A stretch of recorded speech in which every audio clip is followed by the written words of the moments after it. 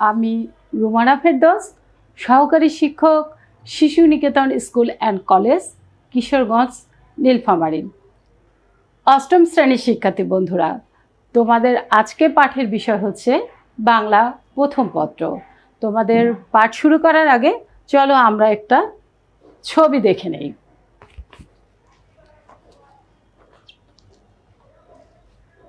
সুপ্রিয় শিক্ষার্থী, তোমরা কি আমায় বলবে আমরা ছবিতে কি কি দেখতে পাচ্ছি?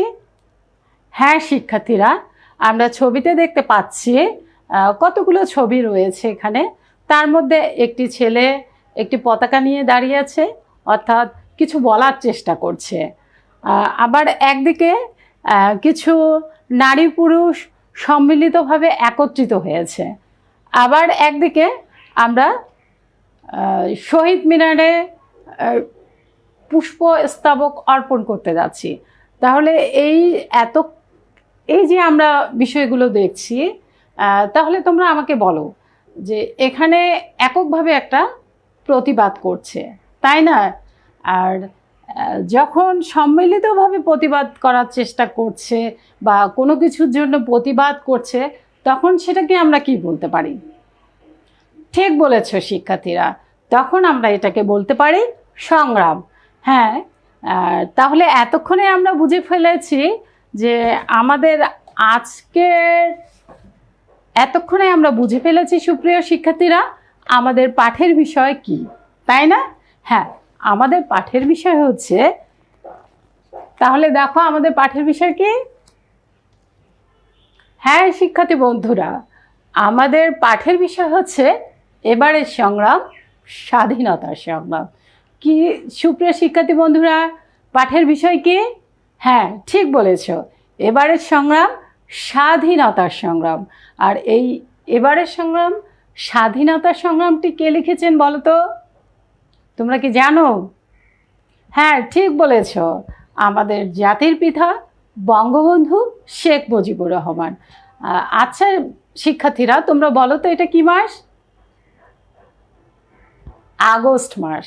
হ্যাঁ ঠিক বলেছ, আসলে এই আগস্ট মাসে আমাদের জাতির পিতা বঙ্গবন্ধু শেখ মুজিবুর রহমানকে হত্যা করা হয়েছিল। ঠিক, হ্যাঁ একদম ঠিক বলেছ। তাহলে শিক্ষার্থী বন্ধুরা এসো, আমরা তাহলে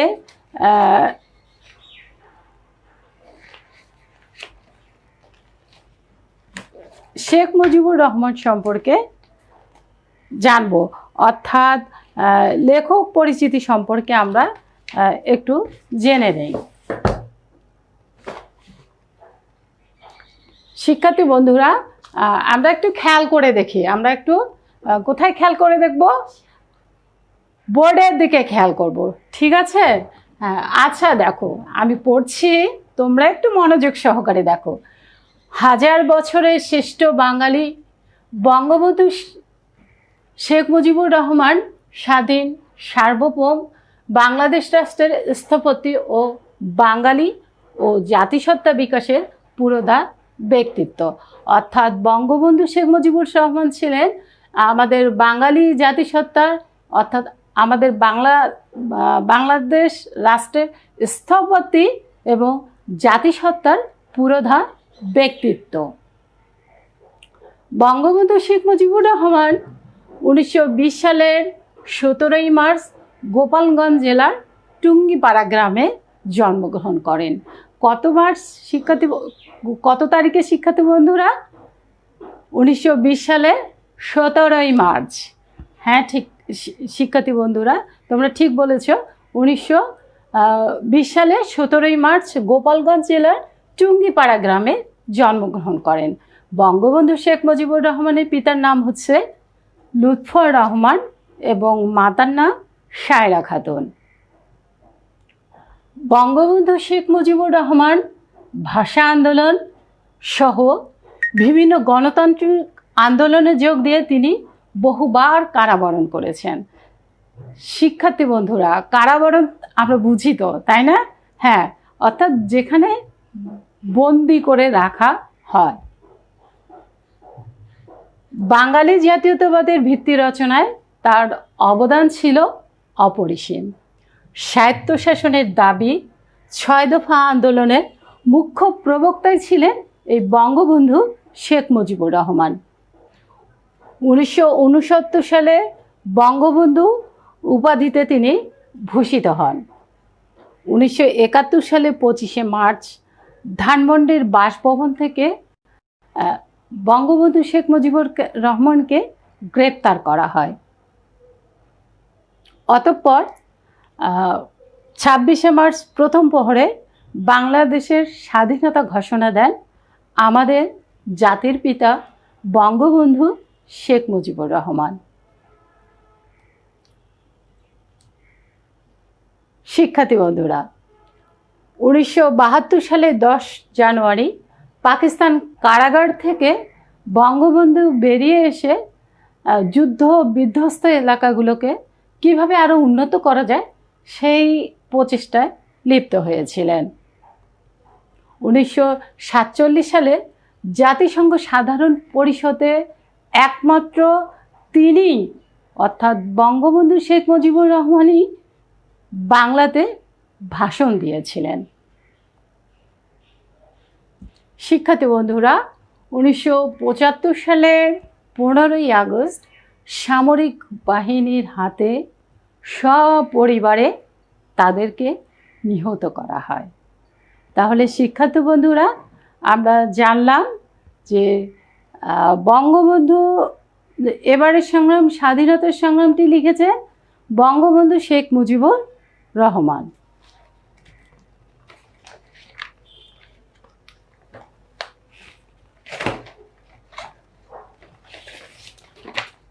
শিক্ষার্থী বন্ধুরা, তাহলে আমরা লেখক পরিচিতি জানলাম, তাই না? এই পাঠ পড়ে অর্থাৎ এবারের সংগ্রাম স্বাধীনতার সংগ্রাম পাঠটি পড়ে আমরা আসলে আজকে কি জানবো? অলরেডি আমরা লেখক পরিচিতি সম্পর্কে জেনে গিয়েছি, তাই না?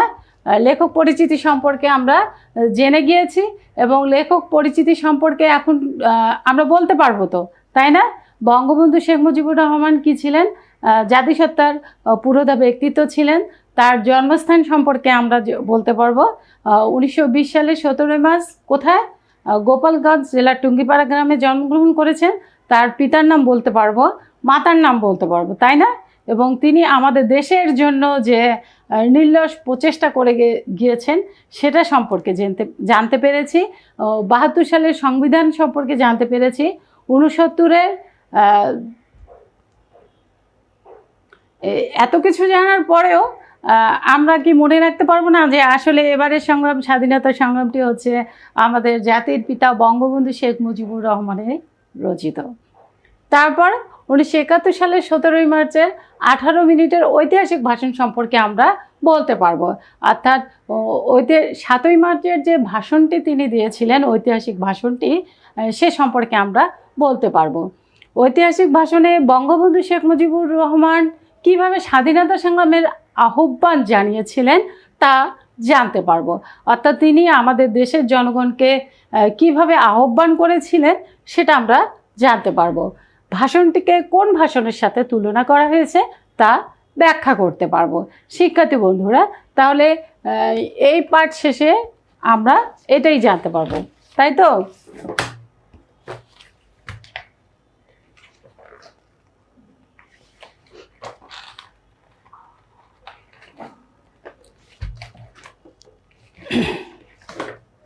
শিক্ষার্থী বন্ধুরা, তোমাদের পাঠ্য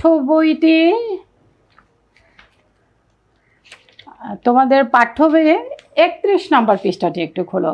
আমরা একটু ভাষণটি পড়ার চেষ্টা করি। শিক্ষার্থী বন্ধুরা, আমি পড়ছি, তোমরা তোমাদের বইটা একটু দেখো।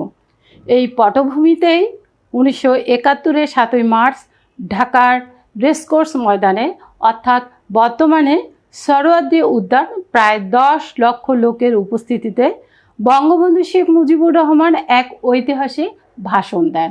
কত লক্ষ লোকের উপস্থিতিতে? হ্যাঁ, 10 লক্ষ। 18 মিনিটের এই ভাষণে তিনি বাঙালির মুক্তি না হওয়া পর্যন্ত স্বাধীনতা সংগ্রামের আহ্বান জানান। আবেগে, বক্তব্যে, দিক নির্দেশনায় এই ভাষণটি ছিল অনবদ্য। বঙ্গবন্ধুর সেই ভাষণটিকে আমেরিকার প্রেসিডেন্ট আব্রাহাম লিঙ্কনের ঐতিহাসিক গেটিসবার্গ ভাষণের সঙ্গে তুলনা করা হয়। 2017 সালে 30 অক্টোবর ইউনেস্কো এই ভাষণটিকে international memory of the world রেজিস্টারে অন্তর্ভুক্ত করেন। ঐতিহাসিক ভাষণটি এখানে লিপিবদ্ধ হলো। শিক্ষার্থী বন্ধুরা, আমি তোমাদের ভাষণটি আংশিক পড়ে শোনাচ্ছি, কারণ এই বাংলা বিষয়ে একদিনে ক্লাসটা নেওয়া সম্ভব না, তাই আমি আংশিক একটু করছি। ভাইয়েরা আমার, আজ দুঃখ ভারাক্রান্ত মন নিয়ে আপনাদের সামনে হাজির হয়েছি। আপনারা সবাই জানেন এবং বোঝেন আমরা আমাদের জীবন দিয়ে চেষ্টা করেছি, কিন্তু দুঃখের বিষয় আজ ঢাকা, চট্টগ্রাম, রাজশাহী, রংপুরে আমার ভাইয়ের রক্তে রাজপথ রঞ্চিত হয়েছে। আজ বাংলার মানুষ মুক্তি চায়, বাংলার মানুষ বাঁচতে চায়, বাংলার মানুষ তার অধিকার চায়। কি অন্যায় করেছিলাম? নির্বাচনের পর বাংলাদেশের মানুষ সম্পূর্ণভাবে আমাকে ও আওয়ামী লীগকে ভোট দেন। আমাদের ন্যাশনাল অ্যাসেম্বলি বসবে, আমরা সেখানে শাসনতন্ত্র তৈরি করব এবং এ দেশকে আমরা গড়ে তুলব। এদেশের মানুষ অর্থনীতি, রাজনীতি ও সাংস্কৃতিক মুক্তি পাবে। কিন্তু দুঃখের বিষয়, আজ দুঃখের সাথে বলতে হয় 23 বছরের করুণ ইতিহাস বাংলার অত্যাচারের, বাংলার মানুষের রক্তের ইতিহাস। 23 বছরের ইতিহাস মুমূর্ষ নর নারীর আত্মনাদের ইতিহাস। বাংলার ইতিহাস এদেশের মানুষের রক্ত দিয়ে রাজপথ রঞ্চিত করার ইতিহাস। 1952 সালে রক্ত দিয়েছি। 1954 সালে নির্বাচনে জয় লাভ করেও আমরা গদিতে বসতে পারিনি। 1958 সালে আইয়ুব খান মার্শাল ল জারি করে 10 বছর পর্যন্ত আমাদের গোলাম করে রেখেছে। 1966 সালে 6 দফা আন্দোলনে 7 জুন আমার ছেলেদের গুলি করে হত্যা করা হয়েছে। 1969 সালের আন্দোলনে আইয়ুব খানের পতন হওয়ার পর যখন ইয়াহিয়া খান সাহেব সরকার ছিলেন, তিনি বললেন দেশে শাসনতন্ত্র দেবেন, গণতন্ত্র দেবেন, আমরা মেনে নিলাম। তারপর অনেক ইতিহাস হয়ে গেল, নির্বাচন হলো, আমি প্রেসিডেন্ট ইয়াহিয়া খান সাহেবের সাথে দেখা করেছি। আমি শুধু বাংলার নয়, পাকিস্তানের মেজরিটি পার্টির নেতা হিসেবে তাকে অনুরোধ করলাম 15 ফেব্রুয়ারি তারিখে আপনি জাতীয় পরিষদের অধিবেশন দেন। তিনি আমার কথা রাখলেন না, তিনি রাখলেন ভুট্টো সাহেবের কথা। তিনি বললেন প্রথম সপ্তাহের মার্চ মাসে হবে। আমি বললাম ঠিক আছে, আমরা অ্যাসেম্বলিতে বসবো। আমি বললাম অ্যাসেম্বলির মধ্যে আলোচনা করব। এমনকি আমি এ পর্যন্ত বললাম যদি কেউ ন্যায্য কথা বলে, আমরা সংখ্যায় বেশি হলেও একজন যদিও সে হয়, তার ন্যায্য কথা আমরা মেনে নেব। ভুট্টো সাহেব এখানে এসেছিলেন, আলোচনা করলেন, বলে গেলেন যে আলোচনার দরজা বন্ধ নয়, আরও আলোচনা হবে। তারপর অন্যান্য নেতাদের সঙ্গে আমরা আলোচনা করলাম, আপনারা আসুন, বসুন, আমরা আলাপ করে শাসনতন্ত্র তৈরি করব। কিন্তু তিনি বললেন যে যাবে তাকে মেরে ফেলা হবে। যদি কেউ অ্যাসেম্বলিতে আসে তাহলে পেশোয়ার থেকে করাচি পর্যন্ত দোকান জোর করে বন্ধ করা হবে। আমি বললাম অ্যাসেম্বলি চলবে। তারপর হঠাৎ 1 তারিখে অ্যাসেম্বলি বন্ধ করে দেওয়া হলো। ইয়াহিয়া খান প্রেসিডেন্ট হিসেবে অ্যাসেম্বলি ডেকেছিলেন। আমি বললাম আমি যাব। ভুট্টো বললেন তিনি যাবেন না। 35 জন সদস্য পশ্চিম থেকে এখানে আসলেন। তারপর হঠাৎ বন্ধ করে দেওয়া হলো। দোষ দেওয়া হলো বাংলার মানুষকে, দোষ দেওয়া হলো আমাকে। বন্ধ করার পর এদেশের মানুষ প্রতিবাদ মুখর হয়ে উঠল। আমি বললাম শান্তিপূর্ণভাবে আপনারা হরতাল পালন করুন। আমি বললাম আপনারা কলকারখানা সব কিছু বন্ধ করে দেন। জনগণ সাড়া দিল। আপনার ইচ্ছায় জনগণ রাস্তায় বেরিয়ে পড়ল। তারা শান্তিপূর্ণভাবে সংগ্রাম চালিয়ে যাওয়ার জন্য স্থির প্রতিজ্ঞাবদ্ধ হলো। কি পেলাম আমরা? আমরা পয়সা দিয়ে অস্ত্র কিনেছি বহিঃশত্রুর আক্রমণ থেকে দেশকে রক্ষা করার জন্য। আজ সেই অস্ত্র ব্যবহার হচ্ছে আমার দেশের গরিব দুঃখী নিরস্ত মানুষের বিরুদ্ধে। তার বুকের উপর হচ্ছে গুলি। আমরা পাকিস্তানে সংখ্যাগুরু। আমরা বাঙালিরা যখনই ক্ষমতায় যাবার চেষ্টা করেছি তখনই তারা আমাদের উপর ঝাঁপিয়ে পড়েছে। শিক্ষার্থী বন্ধুরা, আমি আংশিকটুকু পড়লাম, পরবর্তী ক্লাসে বাকি অংশটুকু পড়ে নেব। শিক্ষার্থী বন্ধুরা, আমরা এবারের সংগ্রাম, স্বাধীনতা সংগ্রামটি পড়তে গিয়ে বঙ্গবন্ধু শেখ মুজিবুর রহমান শেখ মুজিবুর রহমান এর জীবনী সম্পর্কে জানলাম এবং তার যে ৭ই মার্চের ঐতিহাসিক ভাষণটি, সেই ভাষণটি সম্পর্কে আমরা অবগত হলাম এবং ভাষণটি সম্পর্কে যা যা কথা বলেছিলেন বঙ্গবন্ধু শেখ মুজিবুর রহমান সেটাই আমরা জেনেছি। তাহলে শিক্ষার্থী বন্ধুরা, আমরা এবারে আসি একটু মূল্যায়নে। প্রতিবারের ন্যায় আমাদের যেহেতু মূল্যায়ন থেকেই থাকে, মূল্যায়নে যাই। মূল্যায়নের কোশ্চেন তোমাদের হচ্ছে বঙ্গবন্ধু ৭ই মার্চের ভাষণকে কোন ভাষণের সাথে তুলনা করা হয়। শিক্ষার্থী বন্ধুরা, আমি কিন্তু পড়ার সময় বলেছি যে বঙ্গবন্ধুর ৭ই মার্চের ভাষণকে কোন ভাষণের সাথে তুলনা করা হয়েছে। গেটিসবার্গ ভাষণ, গান্ধীজির ভাষণ, আব্রাহাম লিঙ্কনের ভাষণ, ওয়াশিংটন ভাষণ। তাহলে শিক্ষার্থী বন্ধুরা, আমরা জানলাম যে এখানে বঙ্গবন্ধু ৭ই মার্চের ভাষণ কোন ভাষণের সাথে তুলনা করা হয়েছে। হ্যাঁ, সঠিক উত্তরটি কোনটি হচ্ছে? হ্যাঁ, ঠিক বলেছ, সঠিক উত্তরটি হচ্ছে গেটিসবার্গ।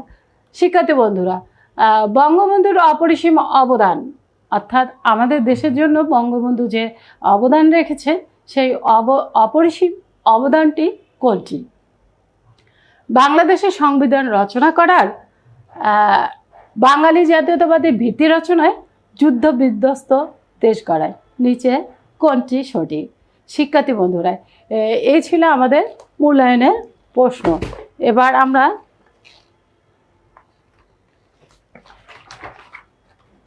শিক্ষার্থী বন্ধুরা, আমরা যা পড়লাম, যে ভাষণটি আংশিক পড়েছি সেখান থেকেই আমরা মূল্যায়ন করব, সেখান থেকেই আমরা কাজ করব। তাহলে এখন আসি আমরা একক কাজে। একক কাজ হচ্ছে, তোমরা যেহেতু 4টা গ্রুপে আগে থেকেই ভাগ রয়েছো, এজন্য আমি চারটা কোশ্চেন দিচ্ছি, তোমরা 4টা গ্রুপে 4টা কোশ্চেনকে তৈরি করো। তাহলে প্রথম কোশ্চেনটি হচ্ছে, ভাষণটিকে কোন ভাষণের সাথে তুলনা করা হয়েছে? 4টা গ্রুপে 4জন 4টা কোশ্চেন নিয়ে নাও। কে 6 দফা আন্দোলনের মুখ্য প্রবক্তা ছিলেন?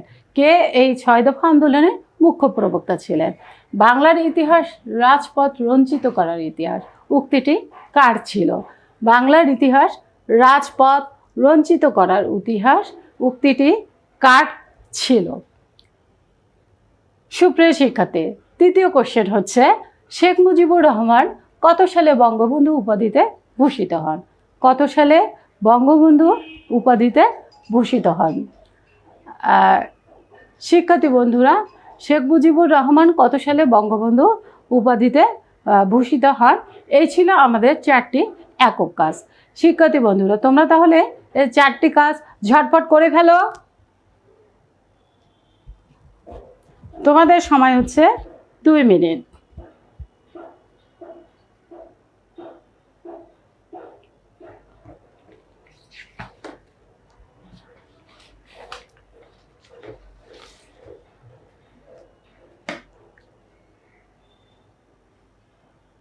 শিক্ষার্থী বন্ধুরা, তোমরা করে ফেলেছো তো? হ্যাঁ, ঠিক আছে, তোমাদের উত্তরগুলো দিয়ে দাও, আমি তোমাদের উত্তরগুলোর সঙ্গে আমি উত্তরগুলো মিলিয়ে নেব। তাহলে আমাদের একক কাজ ছিল, ভাষণটিকে কোন ভাষণের সাথে তুলনা করা হয়েছে? কে 6 দফা আন্দোলনের মুখ্য প্রবক্তা ছিলেন? বাংলার ইতিহাস রাজপথ রঞ্জিত করার ইতিহাস, উক্তিটি কার? শেখ মুজিবুর রহমান কত সালে বঙ্গবন্ধু উপাধিতে ভূষিত হন? সুপ্রিয় শিক্ষার্থী বন্ধুরা, এবার একটা আমরা দলগত কাজে আছি। দলগত কাজটা হচ্ছে, বঙ্গবন্ধুর ভাষণটি উপস্থাপন করা।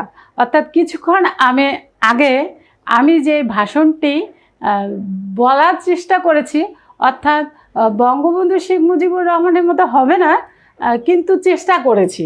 ঠিক এই দলগত কাজটা হচ্ছে তোমাদের বঙ্গবন্ধু ভাষণটি উপস্থাপন করা। হ্যাঁ শিক্ষার্থী বন্ধুরা, আমি কি বলতে চাচ্ছি এতক্ষণে তোমরা নিশ্চয়ই বুঝে ফেলেছো।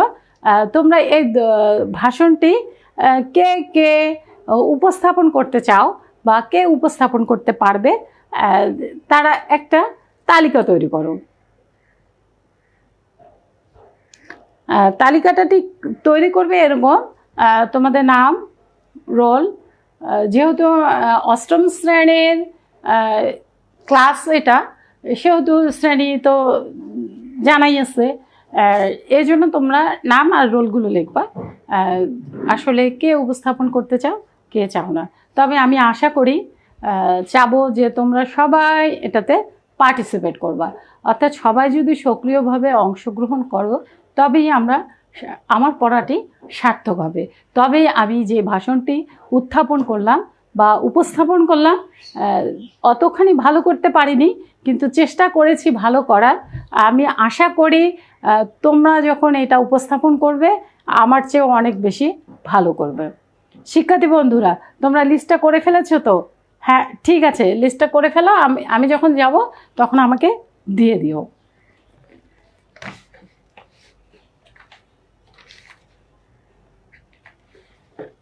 শিক্ষার্থী বন্ধুরা, আমরা পড়ছিলাম এবারের সংগ্রাম, স্বাধীনতার সংগ্রাম। ঘুরে ফিরে দেখো একটা জিনিস খেয়াল করে দেখো, তোমরা ক্লাস 6, ক্লাস 7 এবং ক্লাস 8 আমরা কিছু কিছু বিষয় পড়েছি, কিছু কিছু গল্প পড়েছি, কবিতা পড়েছি। যে কবিতা গল্পগুলো একটা আর একটার সাথে সম্পর্কযুক্ত, অর্থাৎ একটা আর একটার সাথে সম্পৃক্ত। আমরা ক্লাস 6-এ অমর একুশে পড়েছিলাম, সেখানে দেখো ভাষা আন্দোলনের কথা আছে, মুক্তিযুদ্ধের কথা আছে, তাই না? বীরশ্রেষ্ঠদের কথা বলা আছে, সর্বস্তরের জনগণের কথা বলা হয়েছে। এবারের সংগ্রাম, স্বাধীনতার সংগ্রামেও দেখো এখানে মুক্তিযুদ্ধের কথা বলা হচ্ছে, ভাষা আন্দোলনের কথা বলা হচ্ছে, 6 দফার কথা বলা হচ্ছে, 72-এর সংবিধান রচনার কথা বলা হচ্ছে, 69-এর গণ অভ্যুত্থানের কথা বলা হচ্ছে। তাহলে একটার সাথে একটা ওতপ্রোতভাবে জড়িয়ে আছে। এই জন্য বলছিলাম যে শিক্ষার্থী বন্ধুরা, তোমরা যদি একটু মনোযোগ সহকারে এই পড়াগুলি পড়ো, তাহলে দেখবা যে একটা পড়া পড়লেই ভবিষ্যতে তোমাদের আর মনে থাকছে না এরকম ব্যাপারটা হবে না।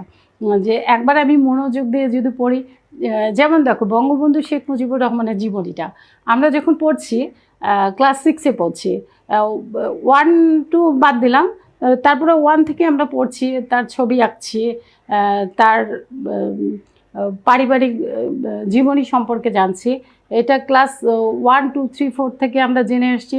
আবার 6, 7, 8 একটু বেশি জানছি। তারপর 9, 10, 11, 12 ক্লাসে আরও ব্যাপকভাবে আমরা জানব, তাই না? হ্যাঁ ঠিক আছে বন্ধুরা, আমরা আরও ব্যাপক জানব। তো আমরা দেখি এখানে কি বলছিল, পাকিস্তান উপনিবেশিক রাষ্ট্র কাঠামো ভেঙে বাঙালির সার্বিক মুক্তি অর্জনের লক্ষ্যে 1966 সালে বঙ্গবন্ধু শেখ মুজিবুর রহমান 6 দফা কর্মসূচি ঘোষণা করে কি করেছিলেন? কারাবরণ করেছিলেন। 1970 সালের সাধারণ নির্বাচনে বঙ্গবন্ধুর নেতৃত্বে আওয়ামী লীগ অর্জন করে নিরঙ্কুশ বিজয়, এমন একটা বিজয় করেছিলেন যেটা ছিল নিরঙ্কুশ। তবুও পাকিস্তানি শাসক গোষ্ঠী বাঙালিদের হাতে ক্ষমতা হস্তান্তর না করে ষড়যন্ত্রের পথ বেছে নেন। কেন ষড়যন্ত্রের পথ বেছে নিয়েছিল? অর্থাৎ পাকিস্তানি হানাদাররা চায়নি যে কোনো দিনও আমরা স্বাধীন হই, আমরা স্বাধীন জাতি হিসেবে আমাদেরকে প্রমাণিত করি। 1971 সালে মার্চের 2 তারিখ বঙ্গবন্ধুর আহ্বানে বাংলার সর্বাত্মক অসহযোগ আন্দোলনের ধারাবাহিকতায় 7ই মার্চ 1971-এর ঢাকার রেসকোর্স ময়দানে, অর্থাৎ যেটাকে আমরা বর্তমানে সোহরাওয়ার্দী উদ্যান বলছি, প্রায় 10 লক্ষ লোকের উপস্থিতিতে 18 মিনিটের একটি ঐতিহাসিক ভাষণ দেন। যে ভাষণটি গেটিসবার্গের সাথে তুলনা করা হয়েছে। শিক্ষার্থী বন্ধুরা, এই ছিল আজকে আমাদের পাঠের বিষয়।